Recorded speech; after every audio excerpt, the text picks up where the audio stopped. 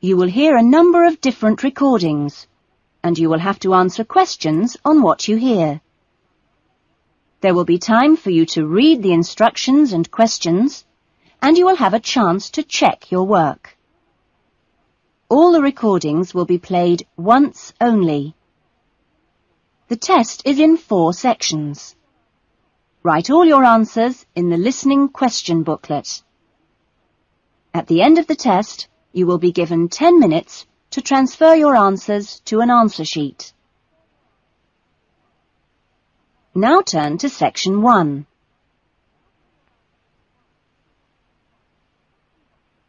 Section 1. You will hear someone being asked their opinion of a new television station. First, you have some time to look at questions 1 to 4.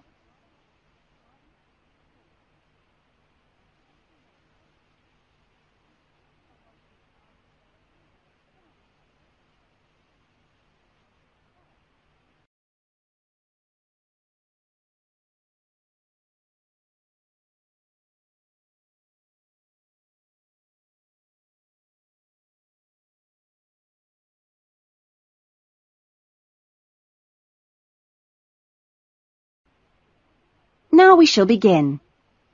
You should answer the questions as you listen, because you will not hear the recording a second time. Listen carefully to the conversation and answer questions 1 to 4. Excuse me, I'm sorry to bother you, but would you have time to answer a few questions? What's it about? We're doing some market research for a new television channel starting in 2 years' time. Okay, why not? Lovely. We'll just work through this form. And if we could start with some personal background information? Sure. Right.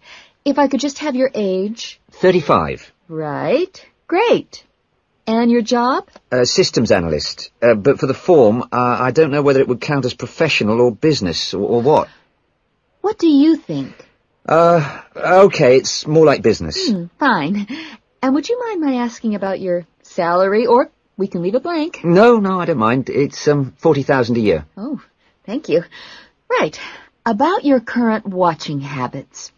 What would you say is your main reason for watching TV? Well, at work, I tend to read for information and what have you, so I'd say that with TV, it probably just helps me relax and unwind. Fine. And how many hours a day, on average, do you watch TV? Not a lot, really. I should say just over an hour. You now have some time to look at questions 5 to 10.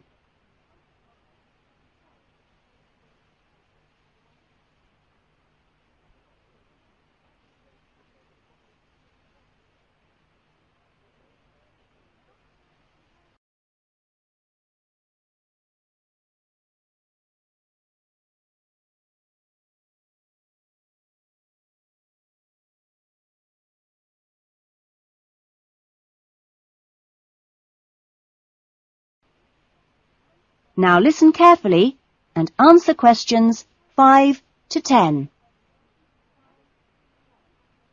So what are the 2 main times of the day that you watch TV? Well, a little around breakfast time, and then it tends to be really late, 11 or even midnight, when I finish work. And what sort of programs do you go for?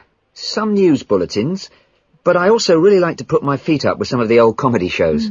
Fine. And turning to the new channel, which type of programs would you like to see more of? Well, I certainly don't think we need any more factual programs, like news and documentaries. I think we need more about things like local information, providing a service for the community. And in the same vein, perhaps more for younger viewers. Good quality stuff. Uh-huh. And if you had to give the new director some specific advice when they set up the channel, what advice would you give them? I think I'd advise them to pay a lot of attention to the quality of the actual broadcast. The sound system. People are very fussy these days about that. And in general, I think they ought to do lots more of these kinds of interview, talking with their potential customers. Oh, I'm glad you think it's valuable. Certainly, yeah. Good. Okay. This will be a commercial channel, of course, but how often do you think it is tolerable to have adverts? Well, out of that list, I'd say every quarter of an hour. I don't think we can complain about that, as long as they don't last for 10 minutes each time. Quite. And would you be willing to attend any of our special promotions for the new channel? Yes, yeah, I'd be very happy to, as long as they're held here in my area. Okay, I'll make a note of that. And finally, may we put you on our mailing list? Well, I'd prefer not, except for the information about the promotion you mentioned. Can I have your name and address? Of course. Here's my card. Oh, lovely. And thank you very much for your time, and we look forward to seeing you. Yes, indeed. Thanks. That is the end of section 1. You will now have half a minute to check your answers.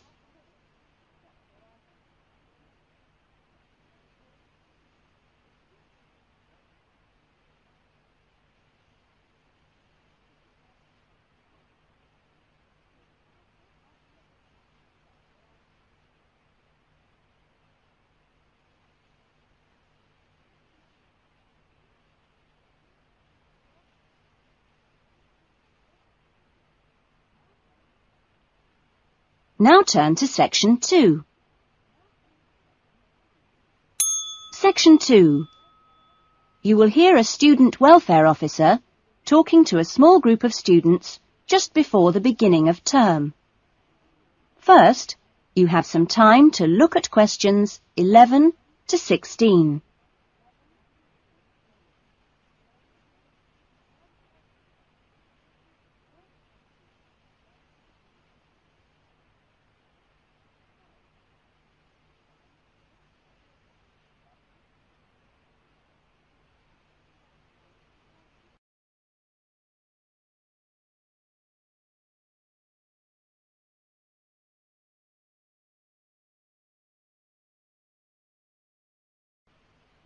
Now listen carefully to the talk and answer questions 11 to 16.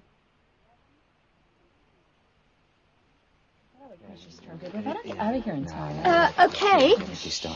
Well, good morning, everybody. My name's Elizabeth Reed, and I'm your Assistant Welfare Officer. What I'd like to do now is tell you a little more about some of the social facilities available on the campus, and also to tell you something about what the town has to offer. As you probably know already, the Student Union building is the main centre of social life here, as indeed it is in most British universities. The Union runs a weekly programme of events for all tastes. Oh, everything from discos to talks by guest speakers. Many of these events are fundraising activities for charities, which the Union takes very seriously. They manage the Students' Union paper shop, selling magazines and newspapers, as well as stationery, sweets and so on. Let me see. There's the ticket shop, where you can get some very good deals on, well, for example, coaches to London, or inexpensive charter flights. As cheap as you'll get anywhere, people say. Or tickets for big pop groups playing here or at other venues all over the country. Or plays in London. Oh, and we mustn't forget the Union cafeteria and the big new diner. Yes, did you have a question? Yeah, does the Union also provide help with any problems? I mean, advice on financial problems, for example. Or does the university provide that? Yes, the Union run their own advice service, offering help with financial matters, such as grants. I'm sure you realise anything medical should be discussed with the University Medical Service, which also has an excellent counselling centre. I think that was made clear yesterday. However, the Union has its own officer who can give advice on legal problems. You now have some time to look at questions 17 to 20.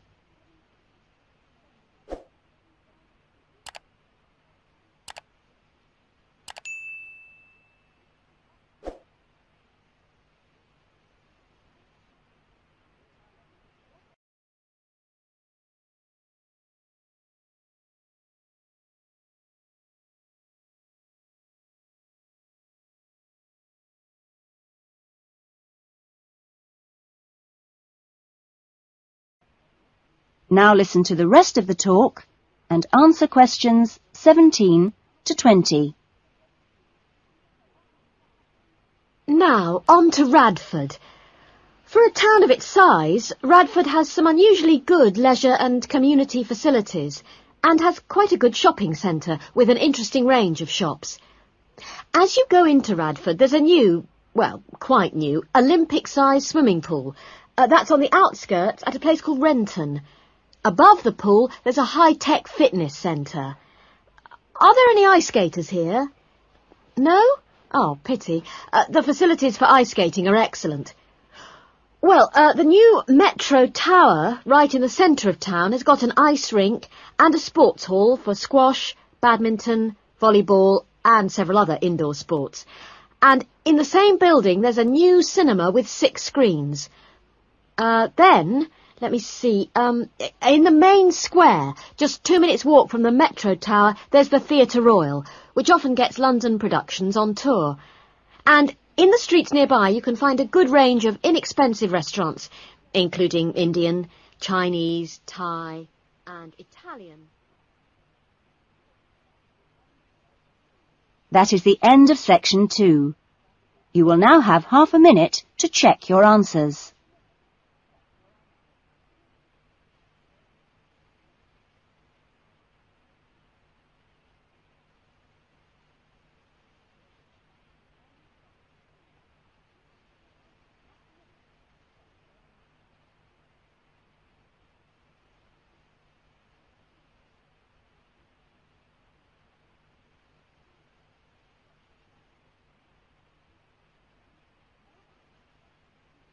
Now turn to section 3.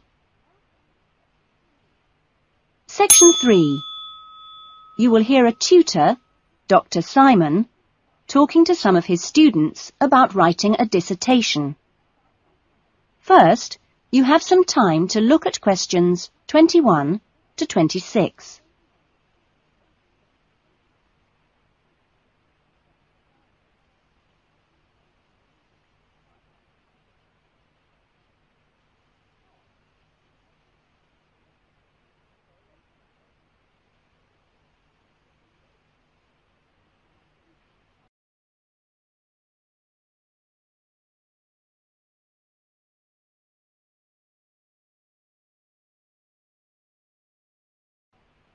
Now listen to the discussion and answer questions 21 to 26.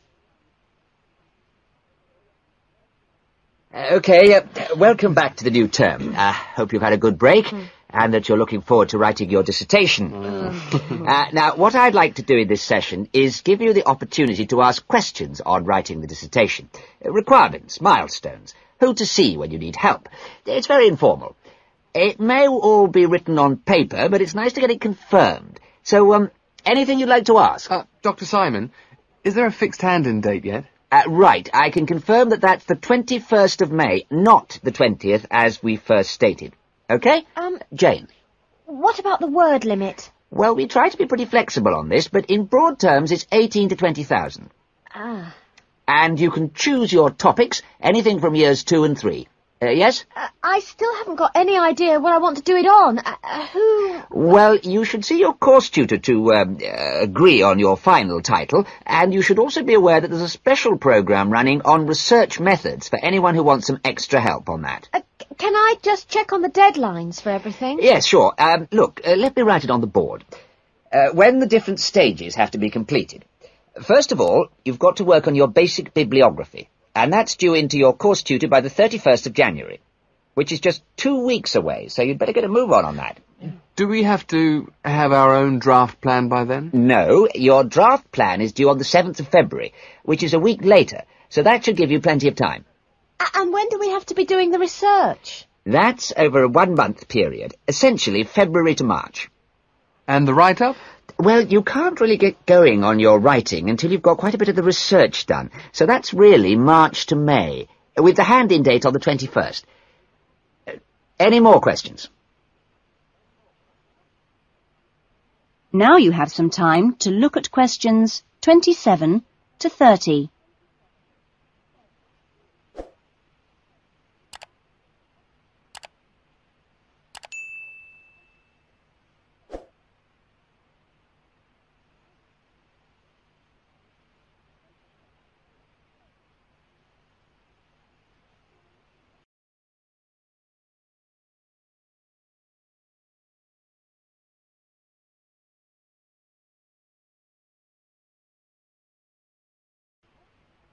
Now listen to the rest of the discussion and answer questions 27 to 30.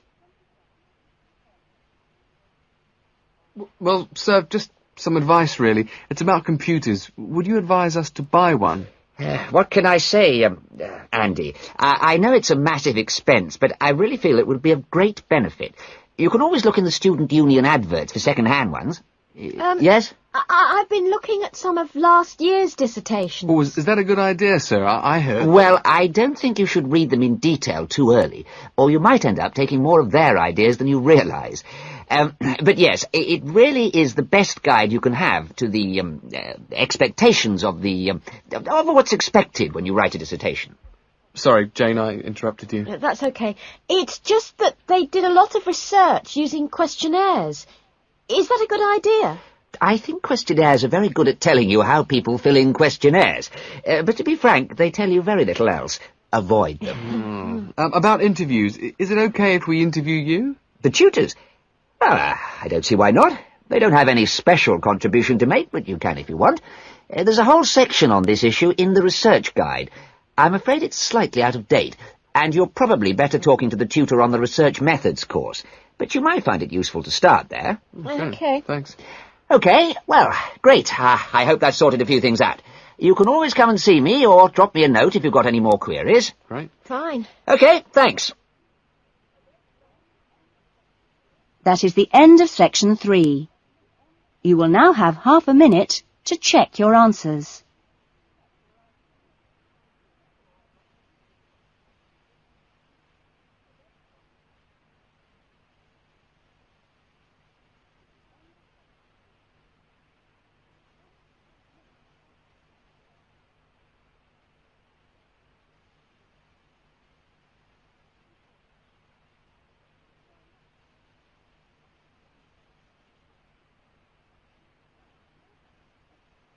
Now turn to section 4.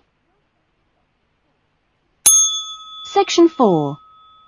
You will hear a lecture about the lack of rainfall in Australia. First, you have some time to look at questions 31 to 40.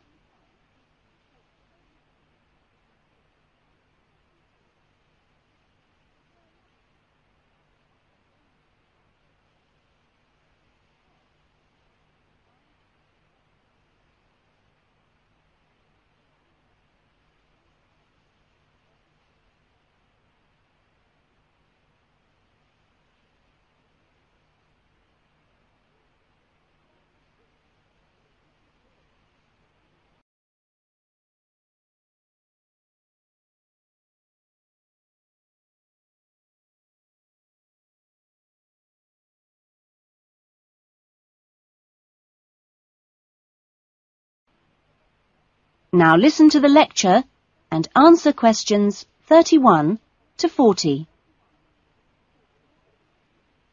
Good morning. This morning we are continuing our look at Australia and its natural problems. Actually, dryness, or aridity, as it is generally called by geographers, is probably the most challenging of Australia's natural problems. And so it's very important in this course for you to have a good understanding of the subject. For Australia, water is a precious resource, and its wise management is of the greatest importance.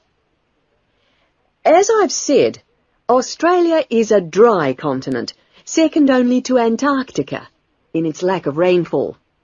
Long hours of hot sunshine and searing winds give Australia an extremely high rate of evaporation, far more than in most other countries. It's estimated that approximately 87% of Australia's rainfall is lost through evaporation, compared with just over 60% in Europe and Africa, and 48% in North America. You generally think of Africa as being a very hot and dry place, but it's not in comparison with Australia. In many parts of Australia, standing water, that is, dams, puddles and so forth, dry up rapidly, and some rainfall barely penetrates the soil. The reason for this is that the moisture is absorbed by thirsty plants. Some parts of Australia are dry because rainwater seeps quickly through sandy soils and into the rock below. In parts of Australia, this water, which seeps through the sandy soil, collects underground to form underground lakes. Water from these subterranean lakes can be pumped to the surface and tapped, and so used for various purposes above the ground. In fact, extensive underground water resources are available over more than half of Australia's land area. But most of the water is too salty to be used for human consumption or for the irrigation of crops. However, most inland farmers do rely on this water for watering their animals and, where possible, to a lesser extent, for irrigation. Underground water can flow very large distances and can be kept in underground reservoirs for a very long time. Water from these underground reservoirs bubbles to the surface as springs in some parts of the country, and these rare sources of permanent water were vital to early explorers of inland Australia and to other pioneers last century who used the springs for survival. But in many places, levels have fallen drastically through continuous use over the years. This has necessitated the pumping of the water to the surface. Remarkably, underground water sources in Australia supply about 18% of total water consumption. So you can see it's quite an important source of water in this dry land. So, most of the consumption of water in Australia comes from water which is kept above ground. More than 300 dams regulate river flows around the country. The dams store water for a variety of functions. The rural irrigation of crops, without which many productive areas of the country would not be able to be farmed. The regulation of flooding, a serious problem which will be dealt with later in the course. And last but not least, the harnessing of the force of gravity for the generation of electricity. That is all we have time for this morning, but you'll be able to do further study on this important area in the library. I have a handout here with references on the subject, so if you're interested, please come up to the desk and take a copy. Next week's lecture is a case study of an outback farm, and it'll be going into detail about some of the problems we've discussed here. That is the end of section 4. You will now have half a minute to check your answers.